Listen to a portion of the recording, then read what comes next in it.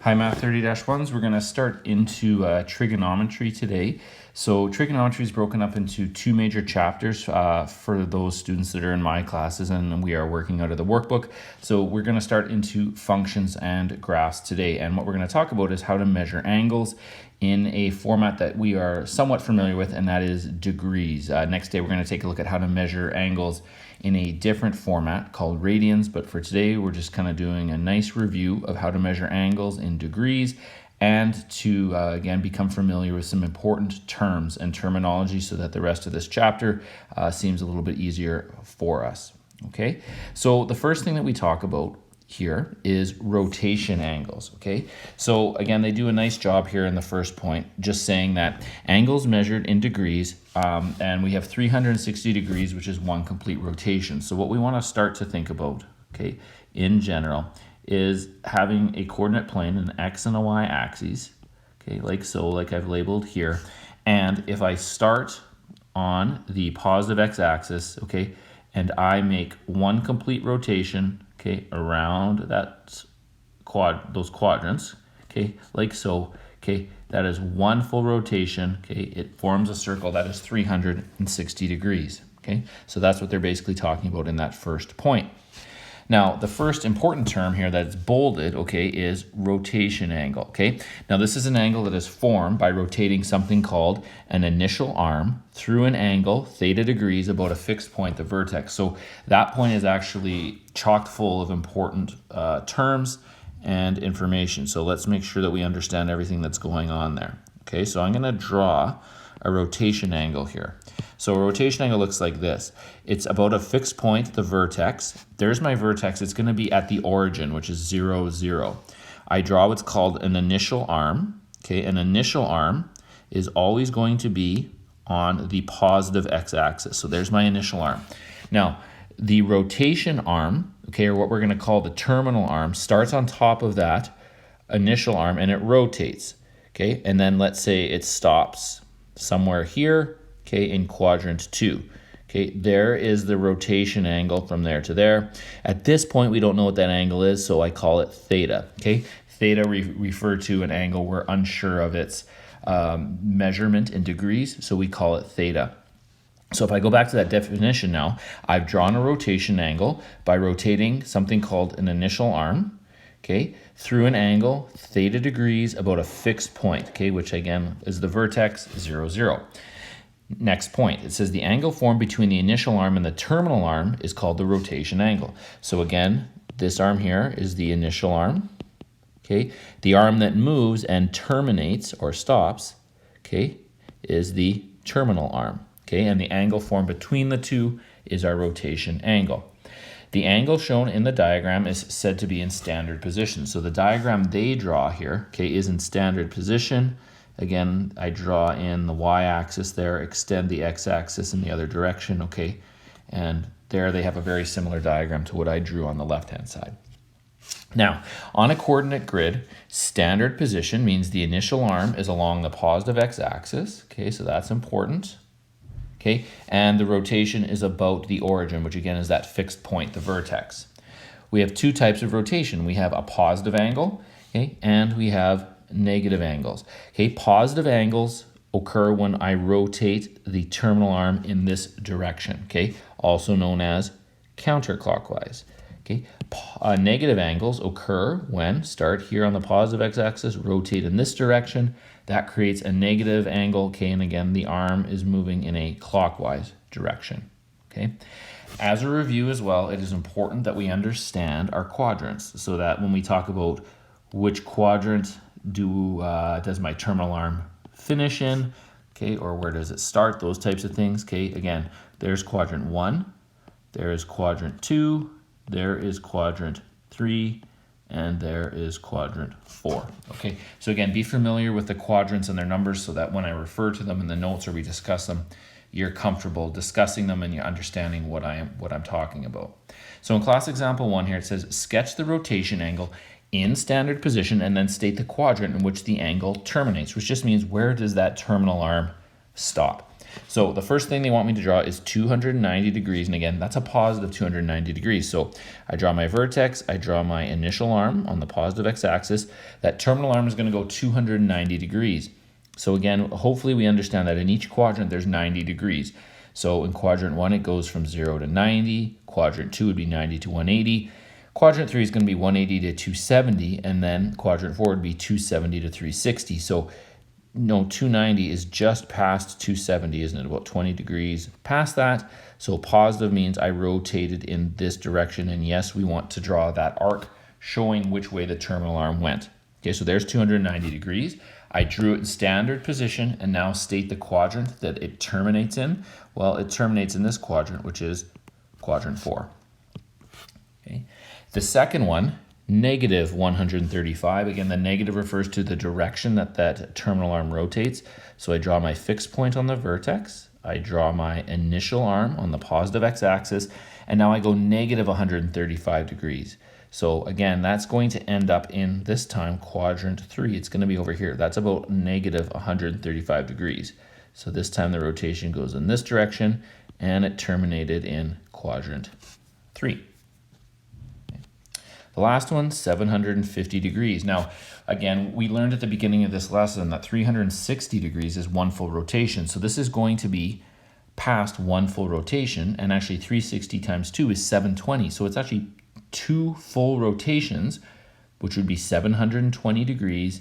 So if I'm at 720, I need an extra 30 degrees. Okay, so it works like this, right? So 360, okay, that's one rotation.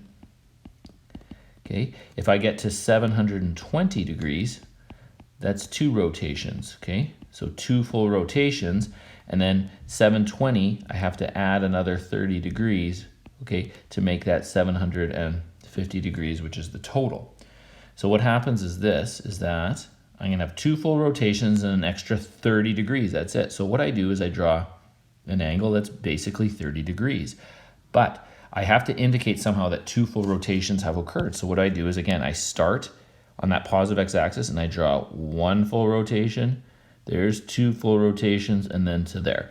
Okay, so to somebody that comes along and reads this question, they can now see I've gone around the quadrants twice fully, and then I have an extra 30 degrees that are added on there. So in this case, I terminate in quadrant 1. Okay, so on that first page even, you can see some very important terms. We want to be comfortable with them and make sure we understand what they mean moving forward. All right, next page. It says the point A lies on the terminal arm of a rotation angle theta degrees. Again, theta degrees just means we do not know what that angle is at this point. We don't know the exact measurement of it. In each case, draw the angle theta degrees in standard position. So they're saying in question A here, I have the following. Okay, I'm going to draw it out. And the point is negative 3 and 4. So that would mean 3 units to the left, and then 4 units up. Okay, so I label that point, and again, I'm going to call it point A because that is what they called it in the question. So it's on a terminal arm in standard position, which means this, the terminal arm goes right through that point. The rotation is on the vertex, and I have an initial arm on the positive x-axis. Okay, and there it is. So there is what theta degrees looks like. Okay, right there. B, same basic idea. Okay, this time they've changed, obviously, the letter, the name of the point. That's about it. And the coordinates are, okay, both negative this time. So 7 units to the left. 1, 2, 3, 4, 5, 6, 7 units left. And then 2 units down. Okay, so that is going to be right here. And that is going to be what we call point P. And then, again, vertex is the fixed point. If it's in standard position, there is my initial arm, and the terminal arm goes right through point P, okay, like so, and then I draw the rotation of theta from here to here, okay, and there's theta, or theta degrees, okay. Next important term, coterminal angles. So it says draw the rotation angle in standard position. So that's job 1 here, okay, so I'm going to draw a rotation angle of 150 degrees. Again, vertex, initial arm, 150 degrees, 30 degrees away from 180. Okay, so there is what basically 150 degrees looks like. Okay. Next, a rotation of negative 210 degrees. Okay, so again, negative referring to the direction of the rotation of that terminal arm. Draw your vertex, draw your initial arm, negative 210. Okay, so I'm going to end up right there. Okay, there's negative 210 degrees, and this time I indicate the rotation has gone in this direction. And then the third one, 510 degrees. Okay, so again, that is past 360. So if I take 510 and minus 360, it's going to be 150. So basically, I'm going to end up right here. Okay, so I have to show that one full rotation has occurred and then an extra 150 degrees, so right there. Now, if you take a look at all three of those terminal arms, the blue terminal arm, the red terminal arm, and the black terminal arm, you'll see they all end up in the exact same place. Not close to each other, but exactly the same place. So that's why they say the three rotation angles above have the same terminal arm, and therefore they are called coterminal angles.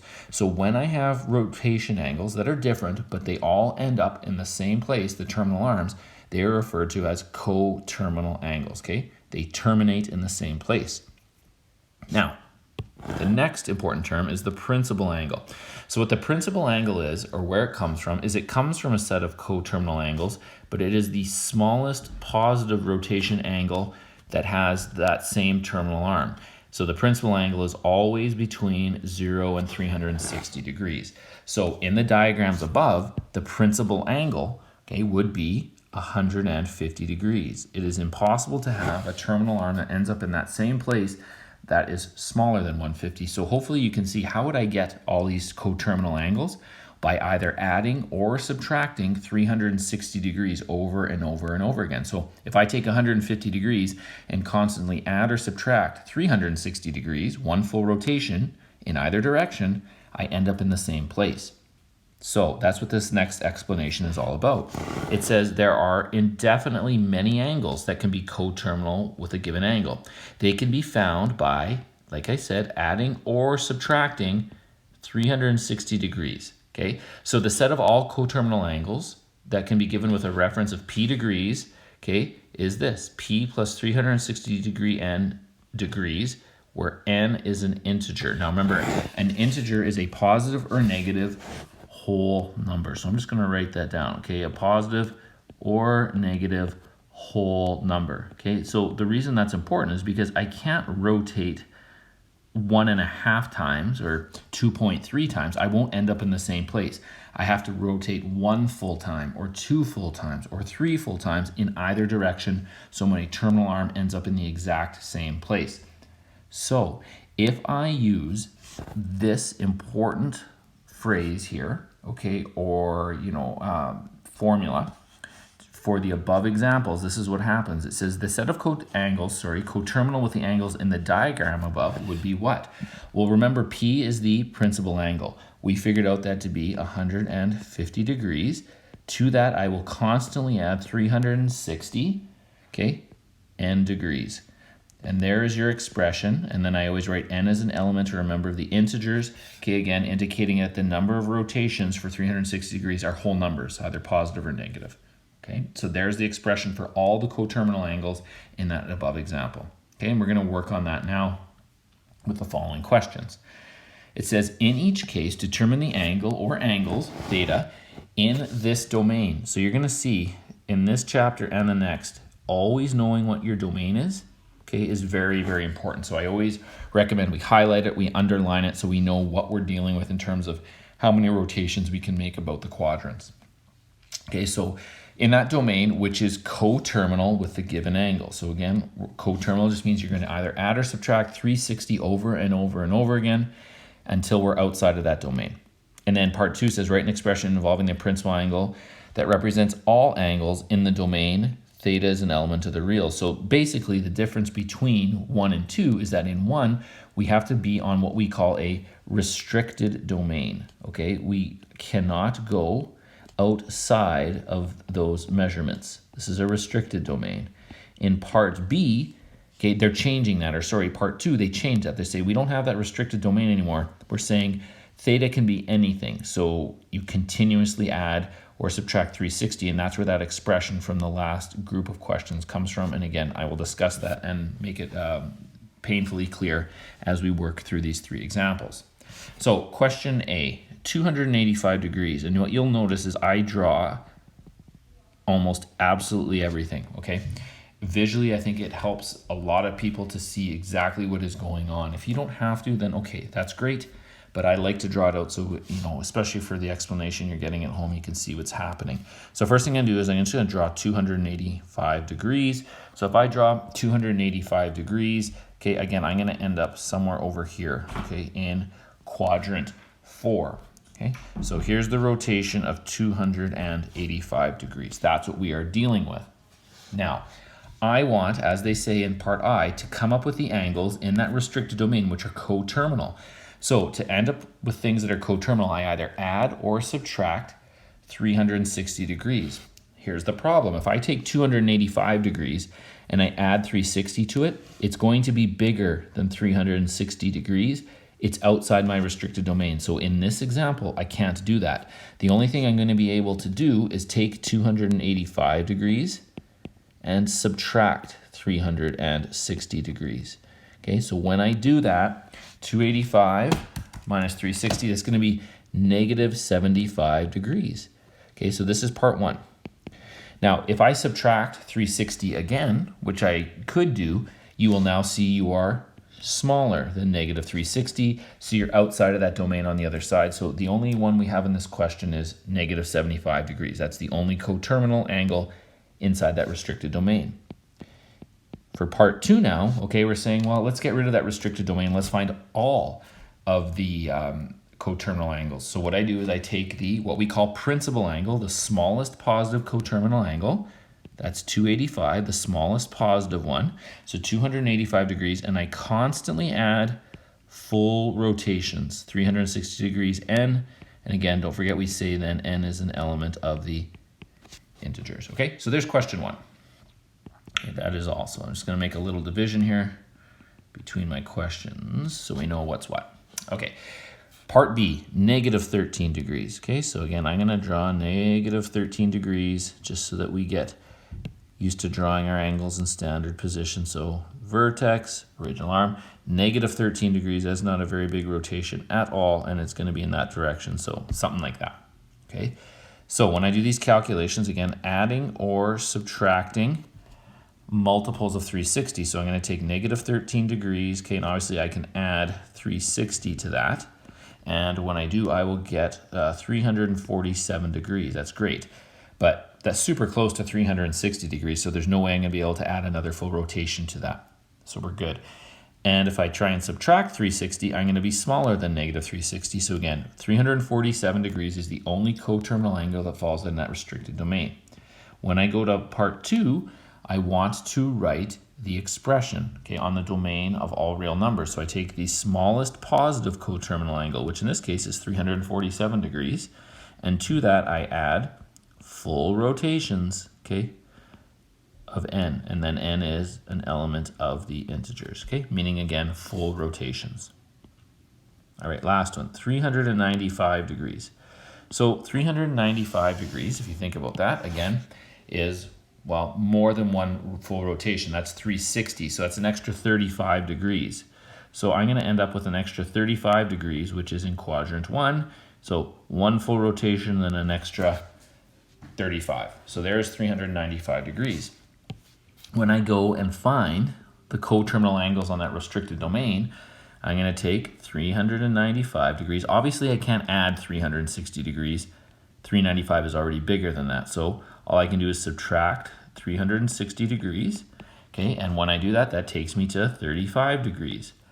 Now, I can actually take that 35 degrees and then subtract 360 again, do another full rotation in the same direction, and I'll end up at negative 325. So both of these angles that were found by subtracting 360 fit within that restricted domain. So this time I have 2 angles that fit in the restricted domain.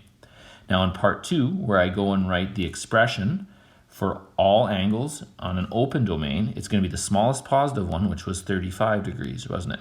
So 35 degrees plus, again, full rotations, okay, And again, in any direction, as long as they are full rotations, whole numbers, so n is an element of the integers.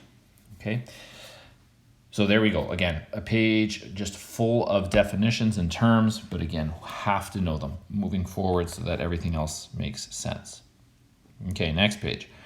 Reference angles. So obviously, again, very important here.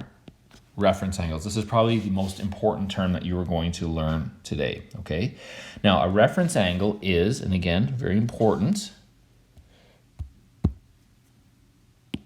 okay? A reference angle is the acute angle. So again, remember, acute angles are always between 0 and 90 degrees. And this is extremely important where we find the reference angle, okay? It is formed between, okay, so I'm even going to highlight between here, the terminal arm of the rotation angle, okay, and the x-axis, okay? Please make sure that we know that it is the x-axis. So going to the diagram here, it says the diagram shows the terminal arm at 120 degrees with a reference angle of 60. So I'm going to show you what's going on here and what they mean. So here is the terminal arm right there. There is my fixed point, the vertex, and there is the initial arm again on that positive x-axis. So the rotation angle, remember rotation angle, okay, is the angle that is formed by rotating that terminal arm. So there is 120 degrees. Now the reference angle by definition, as I read it, is found between the terminal arm and the x-axis right there. So if that's 120, I know that this angle in here is 60 degrees. That is the reference angle. Okay, so you can see it on the diagram, and they even say, it's like I wrote the book here, mark 120 degrees and 60 on the diagram. So 120 is what we call the rotation angle, 60 degrees is the reference angle. In example 4 here, that's what we're going to work on. It's going to say sketch the rotation angle and then find and state the reference. So what I'm going to do is draw the rotation angle, 243 degrees. So again, there's the fixed point on the vertex, the initial arm, 243 degrees is, okay, somewhere right there. So even though this full thing I've just drawn, that's the rotation angle. Now, where is the reference angle? The reference angle, again, definition, say it to yourself, which, you know, becomes very common in this chapter, talking to yourself in your head, is between the terminal arm and the x-axis. So my reference angle is just this little angle in here. Now remember, the reference angle has to be acute, so it always has to be between 0 and 90. There's the reference angle. So how would I find that calculation? Well, I would take the full rotation angle, right, and subtract 180 degrees because that's half a rotation. So when I do that, that leaves me with 63 degrees. That is that reference angle in red there, okay? In B, 337, so vertex, initial arm, 337. That's almost 360. Okay, so it's going to be over here, like so. So again, there is your full rotation angle. By definition, where is the reference angle? Between the terminal arm and the x-axis, right there. Okay, so from there to there, there is what we would call our reference angle. So how do I find that reference angle? Well, I would take 360 degrees, which is a full rotation, subtract the rotation in this question, which is 337 degrees, and that'll leave me with that reference angle, which is 23 degrees. Okay, last one, 70 degrees. So there's approximately 70 degrees. Okay, there is the initial arm. So there is the rotation angle. Now, here's the key thing about quadrant 1. Okay, remember this is quadrant 1 right here, okay, that I've drawn the angle in. By definition, where is my reference angle? Between the terminal arm and the x-axis. So what you see in this question is that the rotation angle and reference angle are the same. So, you know, if you want to make a note of that, in this question, 70 degrees is also your reference angle. So we can say in quadrant 1, the rotation angle and reference angle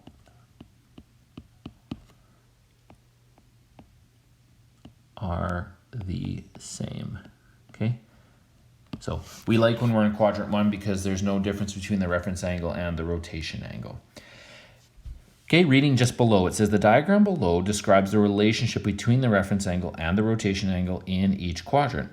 If the rotation angle is not between 0 and 360, it needs to be converted to the principal angle before the relationship is valid. So all that means is that if I have an angle over 360, subtract 360 and then deal with the smaller angle, which is the principal angle, and then the answers will be easier to calculate. Okay, so in quadrant 1, just like I said, reference angle and rotation angle are the same. In quadrant 2, when you want the rotation angle, you go 180 minus the reference angle. When you're in quadrant 3, if you want the rotation angle, you go 180 plus the reference angle. And when you're in quadrant 4 and you want the rotation angle, you go 360 degrees minus the reference angle. Okay, a lot of people always ask, do I have to memorize that? Well, no and yes. I mean, you don't want to memorize it, you want to understand it, okay? You want to see how those numbers work with the diagram, and that's why I like drawing things out all the time, okay? If you can see where that angle is, those calculations should make sense. It's not something you should memorize, it's something that should make sense in your head, okay? Now, last page here.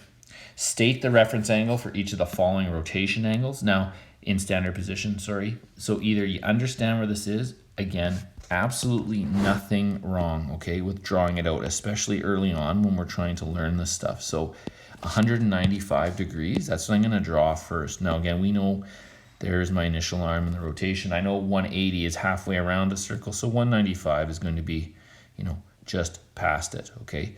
So there is the rotation angle. So rotation angle again is from there to there. If I'm looking for the reference angle, again, it's between the terminal arm and the x-axis. Okay, that is the angle there in blue that we are looking for. So how would I get that?